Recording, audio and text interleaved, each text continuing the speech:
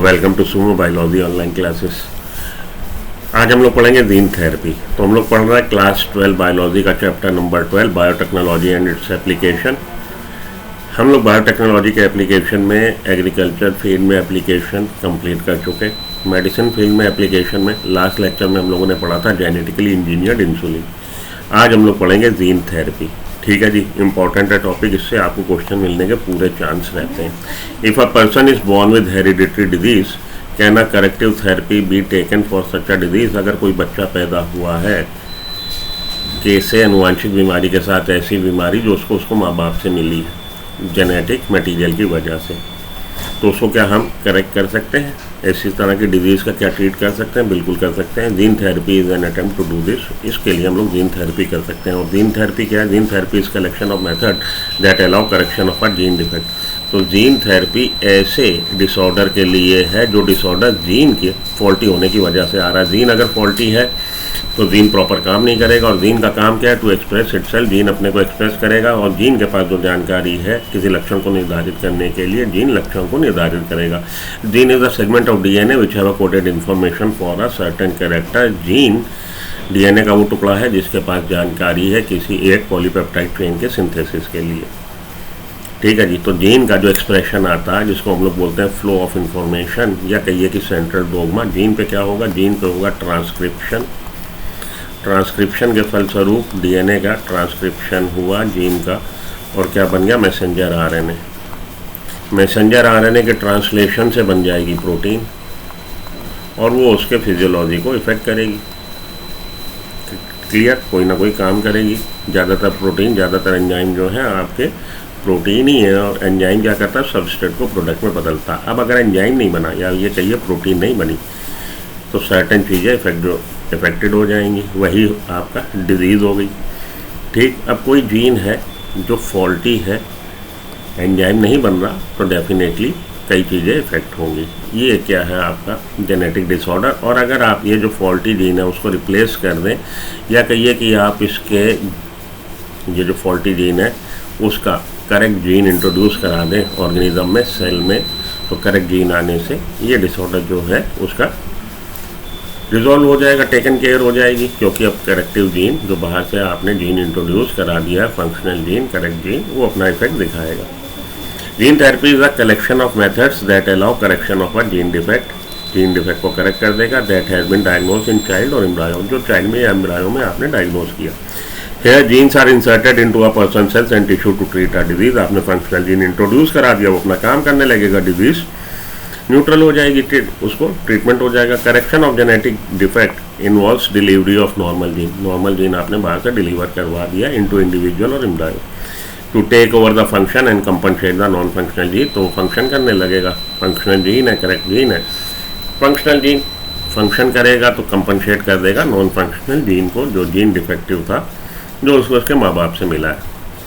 The first clinical gene therapy was given. यहाँ से बहुत इंपॉर्टेंट लाइनें चालू होती हैं और यहाँ से क्वेश्चन अक्सर पूछा जाता है कि फर्स्ट क्लिनिकल जीन थेरेपी कब करी गई? 1990 में करी गई।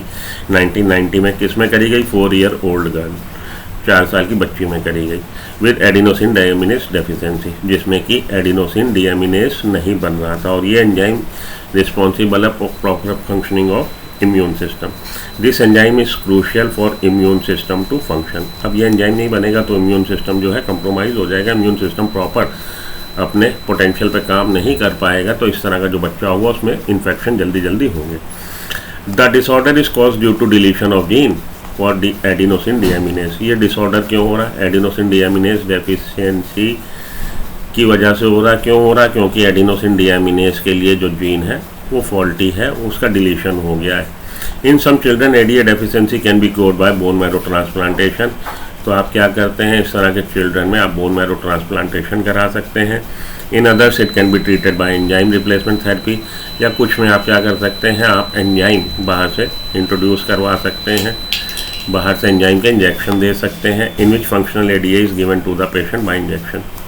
आप एडीए के, एडिनोसिन डीएमिनेस के आप क्या कर रहे हैं? इंजेक्शन लगा रहे हैं। But the problem with both of this approaches that they are not completely curative. लेकिन ये दोनों ही अप्रोच जो आप अपना रहे हैं कि कुछ में आपने बोन मैरो ट्रांसप्लांटेशन कर दिया है, कुछ में आपने इंजेक्शन लगा दिए किसके? एंजाइम के।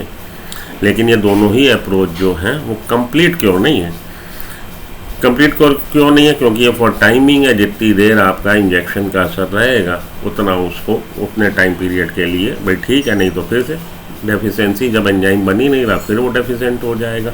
इसी तरह से बोन मैरो सेल्स, जब तक वो आपकी इस बोन मैरो ट्रांसप्लांटेशन जो आपने किया, जो सेल्स में फंक्शनल जीन है उन सेल्स इमॉर्टल तो है नहीं, जब वो अपना लाइफ पीरियड पूरा कर लेंगी तो फिर से दिक्कत सामने आ जाएगी।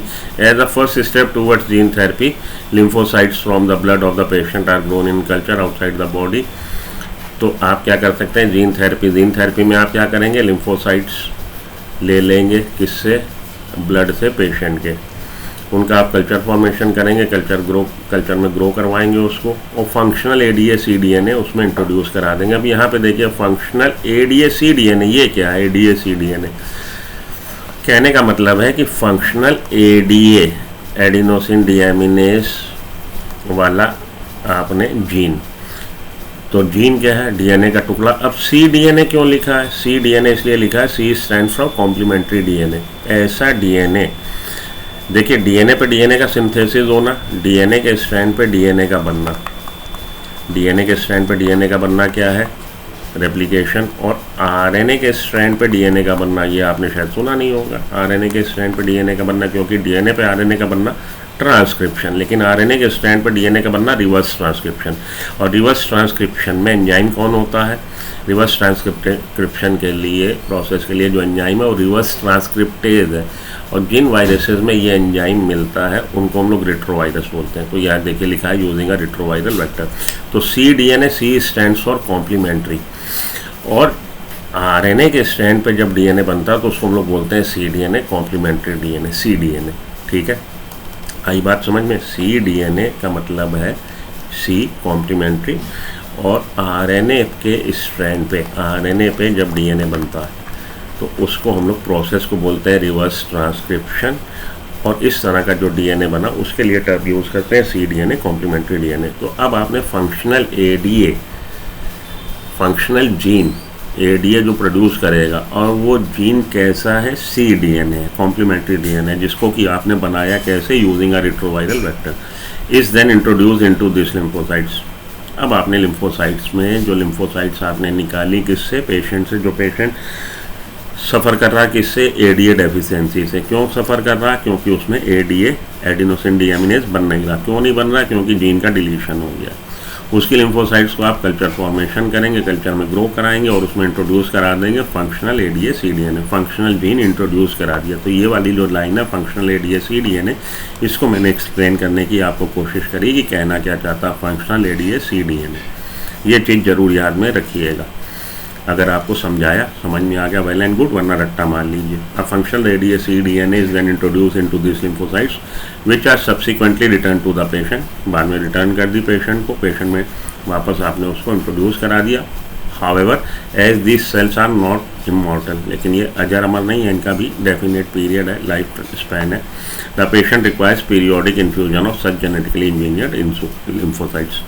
तो समय समय पे आपको पेशेंट में ये जेनेटिकली इंजीनियर्ड लिम्फोसाइट्स का इन्फ्यूजन बार बार इंट्रोड्यूस कराना पड़ेगा।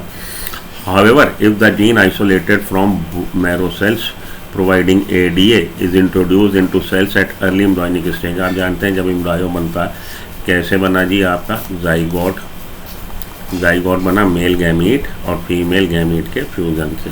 ठीक है, मेल गैमीट फीमेल गैमीट के फ्यूजन से सिंगल सेल जाइगोट बना, जाइगोट में डिवीजन हुए और उन डिवीजन में आपका बन गया एम्ब्रायो। तो अर्ली एम्ब्रायोनिक स्टेज पे आइदर 2 सेल स्टेज और 4 सेल स्टेज और 8 सेल स्टेज, आप क्या अगर अर्ली एम्ब्रायोनिक स्टेज पे आप इंट्रोड्यूस करा देंगे इस तरह की सेल्स, जो सेल्स कैरी कर रही हैं, कैसा आप इस तरह के मतलब अर्ली एम्ब्रायोनिक स्टेज पे जब embryo 2 cell 4 cell 8 cell stage का है, अगर उसमें इंट्रोड्यूस करा देंगे उन सेल्स में क्या, क्योंकि वो स्टेम सेल्स हैं, वही डिवाइड होकर फर्दर ऑर्गेनिज्म आगे बना रही।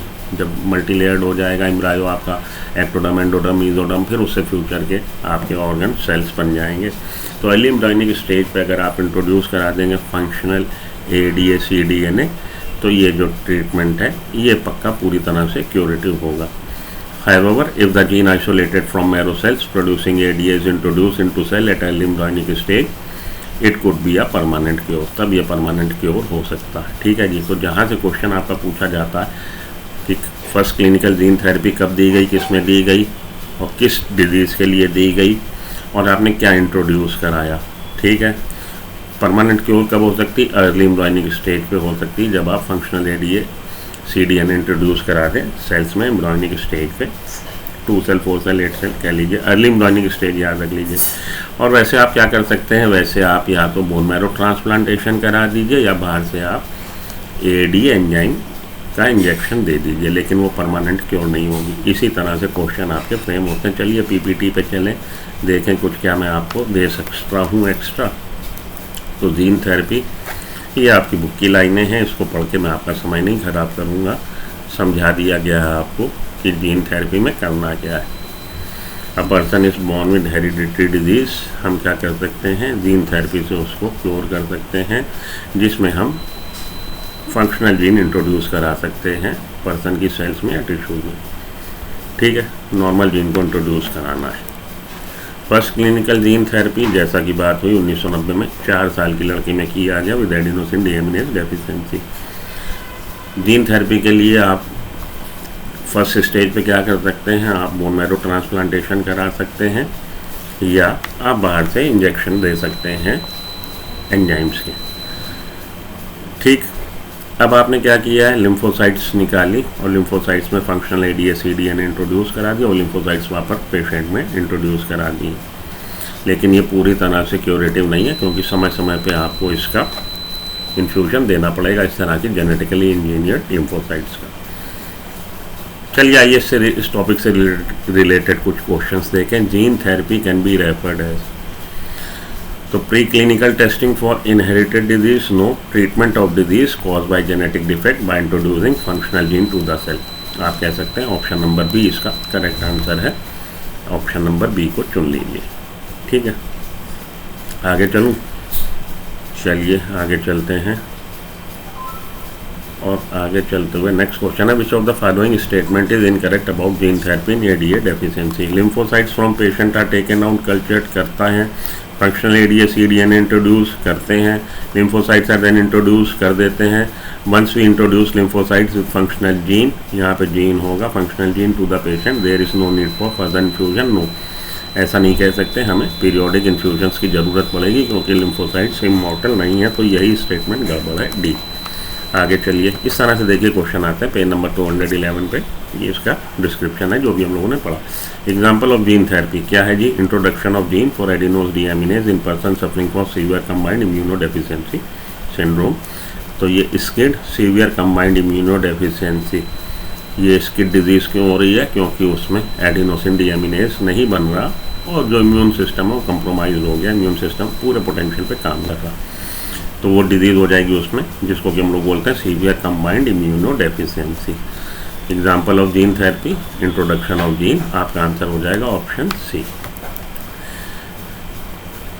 Adenosine deaminase deficiency can be permanently cure by which of the following method. Bone marrow transplantation कराएंगे, वो परमानेंट क्योर नहीं है। एंजाइम रिप्लेसमेंट परमानेंट क्योर नहीं है। Gene therapy at early embryonic stage, ये आपका परमानेंट क्योर हो सकता है। ऑप्शन सी आंसर हो जाएगा। The first clinical gene therapy given adenosine deaminase deficiency के लिए 1990 में 4 ईयर ओल्ड गर्ल चाइल्ड में। Adenosine enzyme is crucial for proper functioning of immune system, आपका आ जाएगा option D. ADA deficiency cause due to deletion of gene, आपका क्योंकि आपकी बुक में लिखा है, ध्यान से पढ़ लीजिएगा, due to deletion of gene option है। तो यहाँ पे आके अब आपका ये वाला टॉपिक खत्म, जीन थेरेपी, जिससे आपको क्वेश्चन मिलने के हर साल चांस रहते हैं। ये टॉपिक लगाने के बाद, जैसा कि मैं आपको हर बार कहता हूँ, कभी भी कोई टॉपिक आप कर लें तो आपकी कमांड उस टॉपिक पे हुई कि नहीं, आपको टॉपिक को क्लियर हुआ कि नहीं हुआ, आप कैसे इस चीज़ को चेक कर सकते हैं अपनी प्रिपरेशन को। आप PYQ लगाइए और MCQ लगाइए उस टॉपिक से रिलेटेड। अगर आपके MCQ लग गए हैं और PYQ भी लग गए हैं तो आप समझिए उस टॉपिक पे आपकी कमांड आ गई। और हर टॉपिक के आखिर में आके उससे 8, 10, 12 लाइनें होती हैं जो आपकी हैवी वेट लाइन्स हैं और वैसी से क्वेश्चन फ्रेम होता है। उनको अगर आप ट्रिक आप समझ गए कि उन लाइन्स को आप एक्सट्रैक्ट कर लें और अलग से लिख लें, अपनी एक नोटबुक बना लीजिए, हैंड रिटन नोटबुक बना लीजिए नोट्स की, और वो आप समय समय पर दोहराते रहिए, तो आपको पूरी NCERT बार बार उठाने की ज़रूरत नहीं पड़ेगी।